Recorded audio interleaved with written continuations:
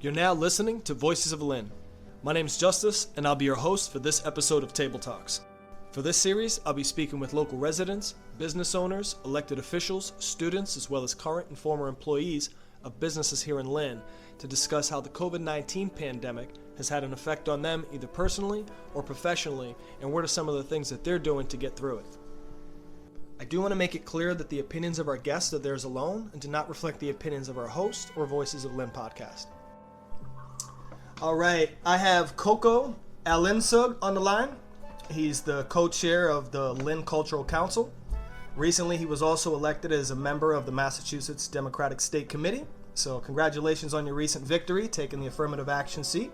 And thank you for taking the time to speak with me for the podcast. Thank you. It's an honor to be invited by you and to share my thoughts about what's happening now. Thank you. Awesome. Well, I'm happy to have you. So first off, I know you and your husband Peter are very social people, and I wanted to ask how you guys are doing to, adapt to and get through this quarantine and maybe offer some optimistic perspective for the listeners. Yeah, it's really difficult, and I know it's very difficult to everybody around the world. But we just have to adjust and be creative. And every day is a learning experience, and you learn from other people as well. After I got back from my trip to South Africa, I spent a couple of days in Europe, and then when I got home, a few days after, I just stayed home, went to work, and then suddenly the lockdown started. So I've been basically in my house for a month already. Wow. And that was very difficult. And so you just have to, because a lot of my involvement is off-site. So I have to be at an event, I have to meet people, and so you just have to adjust yourself in order to achieve your goals. Right on. Well, it does seem like you guys are, while you're taking it serious, you guys are also having some fun to try to make the best of a bad situation. Is there anything that you could share about your experience and how you guys are kind of overcoming that besides the adaptation? One of my very, very, very good friends, Mike Coco, celebrated his 50th birthday a few days ago. So me and our friends, we drove to his house, we sang, and we decorated the cars.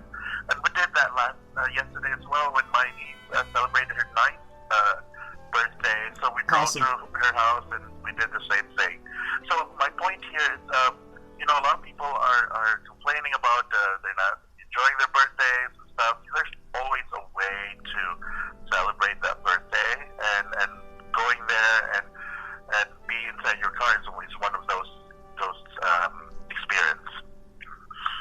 Right on. Well, yeah, it definitely sounds like at least one way to make the best of a bad situation. I saw the video of that too. That looked really cool and looked like a good time there. So I'm sure it brings a smile to more people's face than you realize. So thank you for sharing that.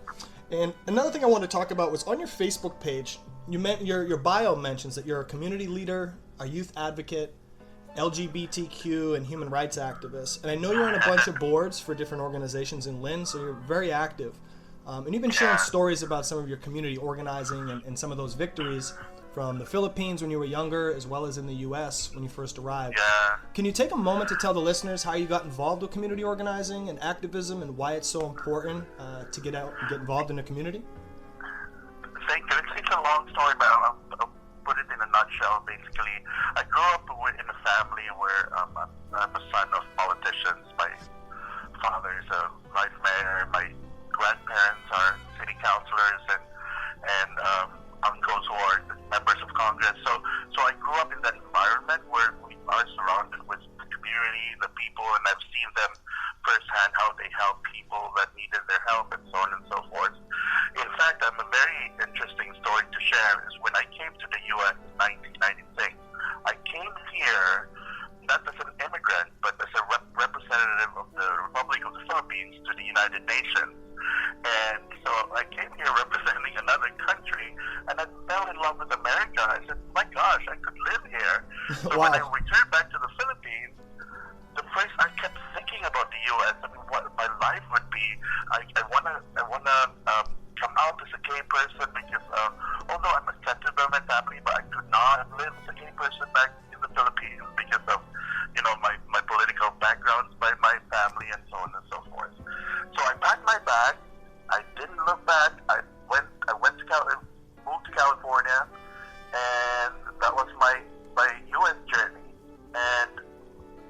few years after, 96, probably 23, 24 years after, I'm living the life that I want. I married the man that I love, and I'm living the American dream. And funny, because I mentioned South Africa as well. Every time I travel overseas, I now represent the USA instead of the Philippines. So I love sharing that story because I followed what I want. I followed my heart. I followed my what I want in the future for me. So, and then if you just follow it and be honest and be truthful, all your wishes and dreams would be realized. So I'm a walking example that everything is possible. So my point being is, when I was in the Philippines, I was very involved with community organizations. When I moved here to the U.S., my passion and dedication never changed. I still involved with our local organizations. I've been the executive director of NAGD, which is the North Shore Alliance of LGBT Youth, for 10 years. I've been a commissioner of the Massachusetts Commission on LGBT Youth, so basically creating policies to protect LGBT youth in our Commonwealth. And since 3 years ago I became a U.S. citizen, I realized that I need to, in order for me to deliver my messages, to really get involved politically. So I joined my first Massachusetts Democratic meeting 3 years ago. That was exactly like a month or 2 months after I became a U.S. citizen, and never looked back. So, like what you mentioned, 2 days ago, I was elected as the new Democratic State Committee member, which is a great honor because I was with an incredible people when I ran and won last Saturday, together with Representative Maria Robinson, Boston City Councilor Michelle Wu, Boston City Councilor Lydia Edwards, and a lot of mayors and even elected officials from around the state. And for being number 3, it's really a great honor, not for me, but for the city of Lynn as well. Right on. That's awesome, man. And congratulations again on that. It's Thank you. Definitely sounds like the American dream realized, and that's a beautiful story. I appreciate you sharing it. That's a perfect way to say it. It is an American dream. And just to kind of touch on one of the other organizations that you've been involved with for a little bit, the Lynn Cultural Council. Could you share some information about some of the work that you do with them? Yes, I'm actually in my last year as co-chair of the Lynn Cultural Council, which my term will end this December, and that can be renewed if I will reapply.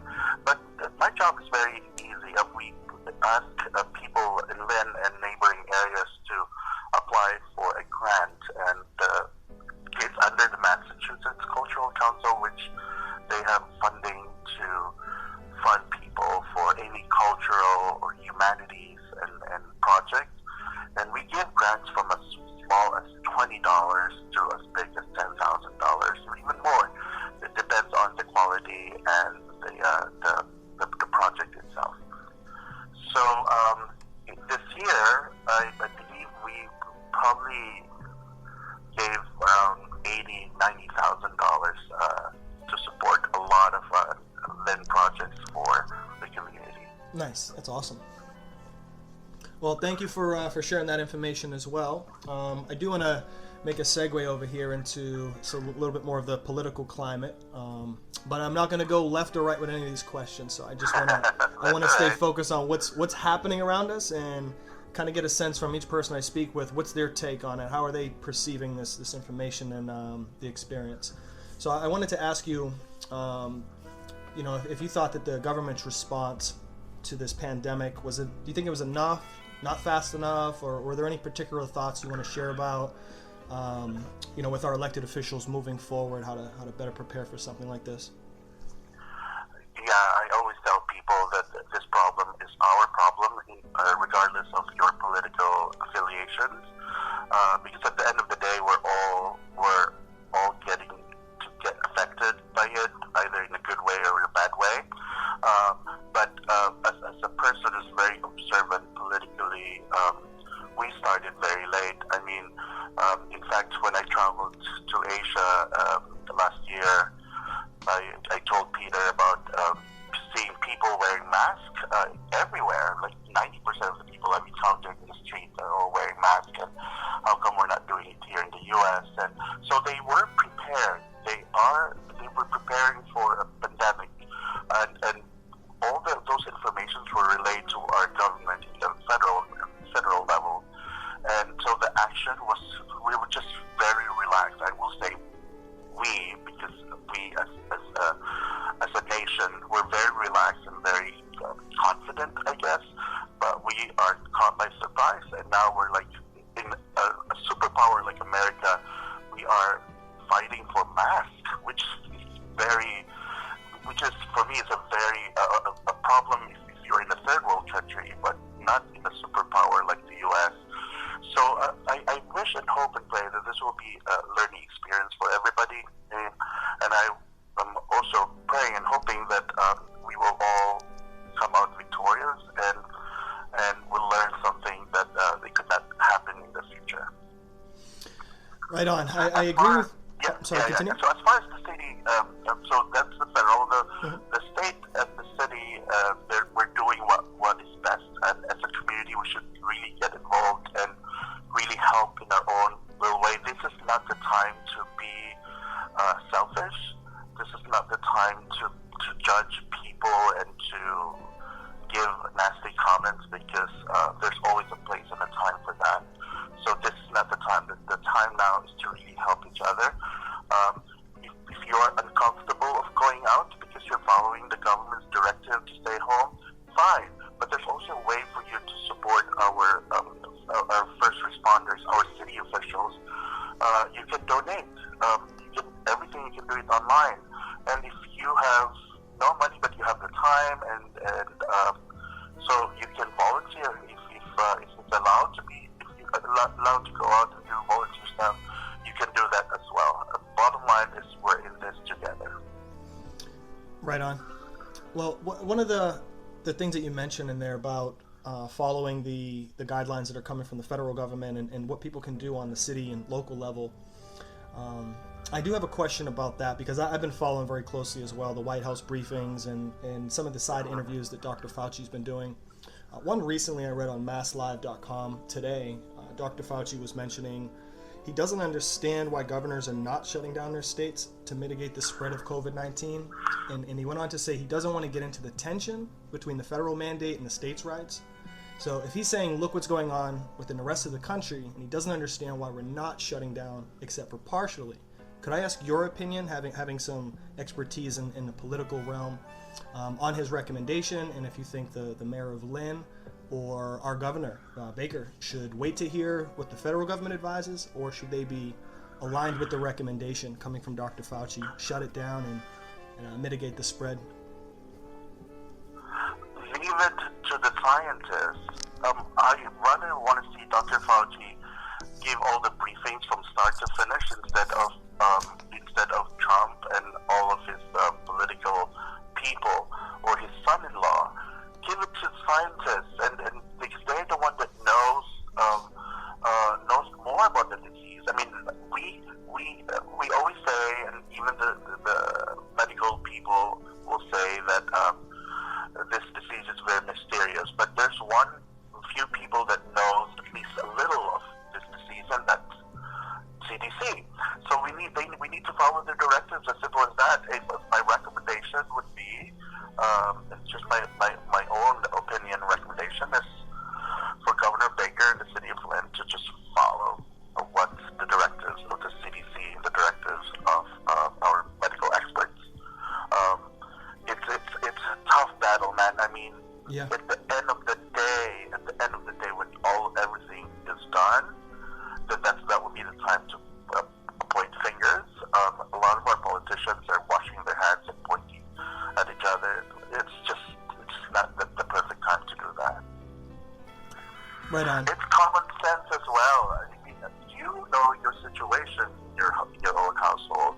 You know your situation in your own jurisdiction, your neighborhood. Use your own judgment. wear a mask. As simple as that. There's no social distancing. Follow it. I mean, a lot of people are just hard-headed, and Yeah. it affects a lot of people, especially the elderly and those people who are immune system are not as strong as most people are. So we need to do our share. Right, and I also wanted to touch on, since you mentioned elderly people with and those with autoimmune deficiency, that I watched this video the other day. A doctor was mentioning how a 27-year-old come into the ER, and he had symptoms, and he was tested and had COVID-19, and he was 27 years old with no previous medical history. Exactly. The way I see it, it's a poison. You know, when you're getting bitten by a poisonous snake, that snake will release a certain amount of poison to your body. Other people will get with some medication will fight that poison, but if that snake will put all 100% of his poison from his body to yours, then there's no chance of you winning that battle. So my point being is that you've noticed there's a lot of doctors and nurses. See, I'm not a medical person, and again, these are just my thoughts and conversation would be, and also mentioned by a lot of scientists as well, is saying the medical professions, they're exposed to the virus because they're there all the time, like 12 hours a day. So some of them inhale the virus, the immune system will fight it, but if you keep inhaling it, if you keep touching it, it accumulates to your body, and that's why sometimes your immune system and your body will just say, oh, enough is enough. So, again, there's no scientific explanation on this, but again, it's just common sense as well. Right. That you need to give yourself a break. A lot of our providers as well is just working too hard and not giving themselves a break, and it's very important to balance those. Right. Yeah. I definitely agree with what you're saying about following the protocols that we're getting from the CDC and also the common sense. But one of the questions I had for you, just from your personal opinion, from one resident of Lynn to another, is a few weeks ago, I know people were talking about making masks and people were buying them off the shelf, and even when there's a shortage for nurses and doctors, some people were panic buying and some people thought it was common sense to wear a mask, maybe for different reasons, but like you mentioned, you saw people do that in Asia and wondered why we weren't here. So when the directive was initially, there's no need to wear masks, coming from the CDC, and then a few weeks later, now we're told, okay, we should cover our face in public. So my question is really about a path moving forward, if we're going to continue only following protocols, or if we're able to do anything locally, either through our local process, to be able to create some common sense protocols locally as well. CDC was very clear with their directives. It will not protect you from the virus, but it will protect in a certain degree where it could shield your body from probably a certain percentage. You know, again, it's better to have that wearing mask rather than nothing at all. It's also psychological, knowing people are protecting themselves and the others, especially when you talk with somebody. See, this virus are droplets that you could stay in the air for quite some time, and it floats, and so if you don't cover your mouth, it will float in the air. Right. So it's really important to have those protection. Either you make your own mask, or you buy it. Just cover your face to protect the community. Right. I think it makes sense, at least from a common sense perspective. But since I have no medical background either, I couldn't even jump into the conversation when people were saying, no, it's stupid, there's no point in wearing a mask. And then some of those same people are now saying, well, I guess it's time to wear a mask now. So one of the things I was really looking for is how different cities and states across the country are implementing different practices. And I know when something works in one area, they could share those best practices with other areas that may or may not put them into practice. But for Lynn specifically, I've been looking everywhere for some sort of a notice or mention of a path forward. in terms of setting up testing sites, quarantine sites, and even some training programs to get people to be able to go through this process safely. Do you think that there's anything in the works right now that you know about and we could expect to see soon as far as the city of Lynn outlining a path moving forward? Or would we wait on that coming from the governor or from the federal government? I'm not really particular with what are the preparations of our city officials in Lynn because I'm not in government. But I do know that every day there's something new that the governor and our leaders in the state are introducing to us in order for us to be safe and to lessen the number of casualties. I know for a fact also that they are trying to open convention centers and all this stuff to add more beds. So my point being is talking about being proactive is us as a citizen and a resident of the state has a responsibility, a resident of the city has a responsibility to assist our city officials and our state officials in any way, shape, or form. When this happened, three and a half weeks ago, basically a few days after I arrived from my trip, I just emailed Senator Crichton and I said, listen, there's a Union Hospital. I mean, they're in the process of moving stuff, or the building's empty. Is there a way for you guys to do something as a precautionary measure, or a venue were to use it for COVID-19? I mean, that time when I made that recommendation to him, there was no lockdown yet.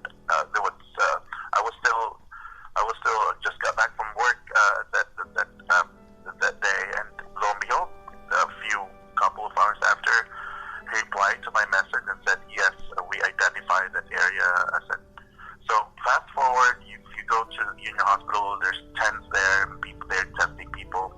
I'm not sure yet or that they are utilizing the building to see patients, and I think that they identify it as a future site to see patients, but for now they're having the testing in that area. So in as far as preparation for the state, I'm not in the position to know because I don't know.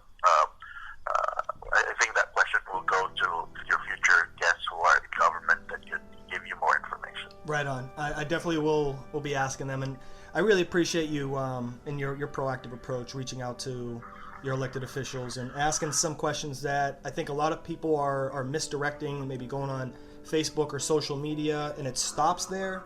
But taking it to the next step to place a phone call, I think is super important.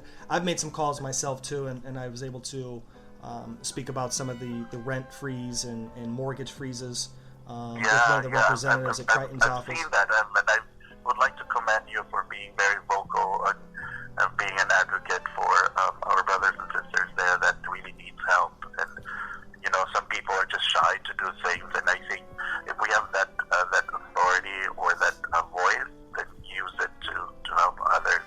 Right on. Definitely just want to play my part. Important. Yeah, it's really important. And you also mentioned about Facebook and stuff. Everybody needs to be very careful in what they read, what they believe in, because I always get my information straight to CDC website or to valid, legit news organizations, and then I always verify things before I advocate. I always talk to my mom in the Philippines, and she always she always have her own way of saying just take vitamin C and ginger, and it will protect your body. Right. She said, I'm telling you, get some ginger, eat it, and then you can walk wherever you want, and you'll be protected. So my point being is that she got that information on Facebook. Jeez. God bless her. And you believe it 100%, and I know amount of trying to convince her. So anyways, my point here is just to verify your information from a lot of information is possible. Well, I appreciate you mentioning that too, because that's where I try to get my information as well. It's draining, exhausting to have to sit through a lot of political verbiage, to really get cut and dry facts. And one of the things that I found recently, the reason why I'm asking you about the path moving forward, because I know you're so interconnected politically and socially, and some people are maybe just not aware of some of the opportunities or the resources that's available. And one that I was made aware of yesterday, last night, was about the community development block grant funds. And I've known a little bit about that grant before, but I just haven't seen anything from the city of Lynn mentioning how those funds could be used to mitigate the spread of this COVID-19. In particular, on federal government website, it mentions that cities and counties, because they're on the front lines of this battle, that the funding would give local governments additional resources to meet the unique and growing needs of these communities, like assistance to businesses, job training for healthcare workers, shelter for the homeless, and it also emphasizes people, testing, equipment, and supplies. So I haven't seen anything from Lynn mentioning that yet, so I'm going to definitely put a call into community development and some of our elected officials to ask about that. I just wanted to ask you if you've heard anything about that as well, because maybe you saw it before I did. I do. Just like you,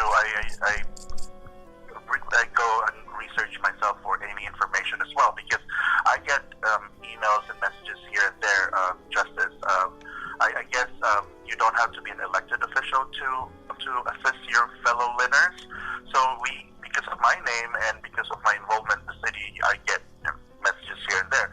So I need to equip myself with information so that it will be easy for me to copy and paste that link for them to get educated upon. And you're right, I've heard about that. And I just wish, hope, and pray also that our city officials, I admire them doing all this, providing relief goods and carrying boxes and those other stuff. But they also have another responsibility, which is to really educate the city and provide those vital information, like red sport and all other, if you're looking for a job and compensation and all this stuff.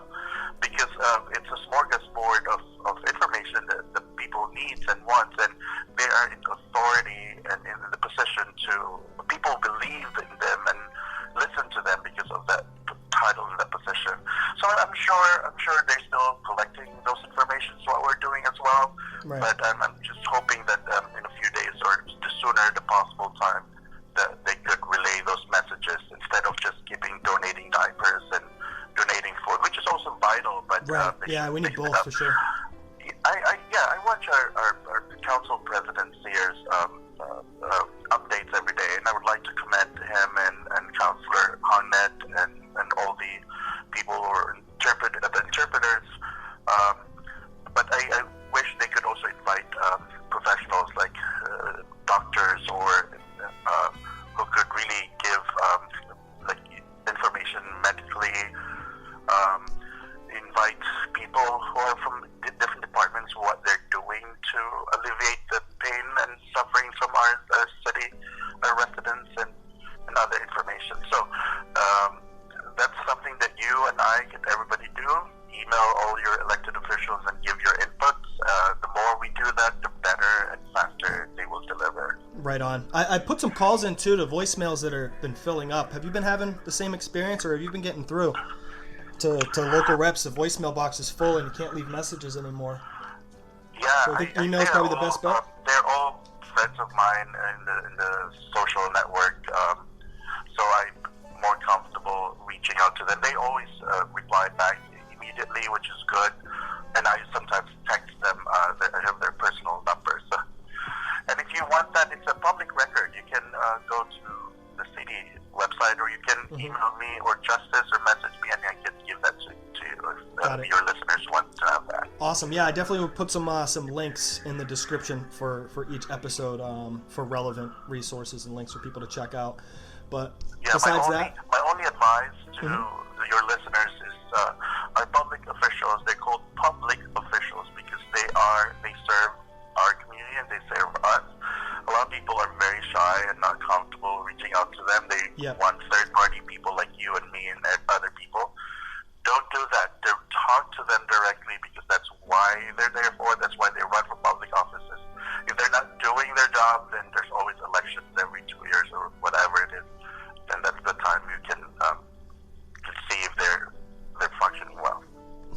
100%.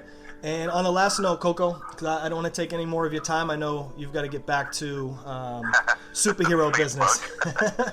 I just wanted to ask if there's anything else you'd like to say to the residents of Lynn, America, or the world. Any words of hope or advice for people to get through this?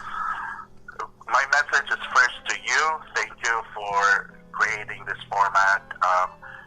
Times like this, it's very important for us to really get connected either way, whatever ways, shapes, or form.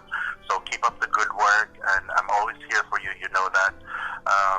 And to your listeners, to people around the world, just tighten your belt. We're in this together. I keep saying that, but there's always a light at the end of the tunnel, and whatever our sacrifices and whatever we're doing, as long as we follow rules and be vigilant, then we will survive this crisis. Awesome. Thank you so much for your time, Coco. Thank you so much as well. I wish you and Peter all the best. Enjoy the rest of your day. You too.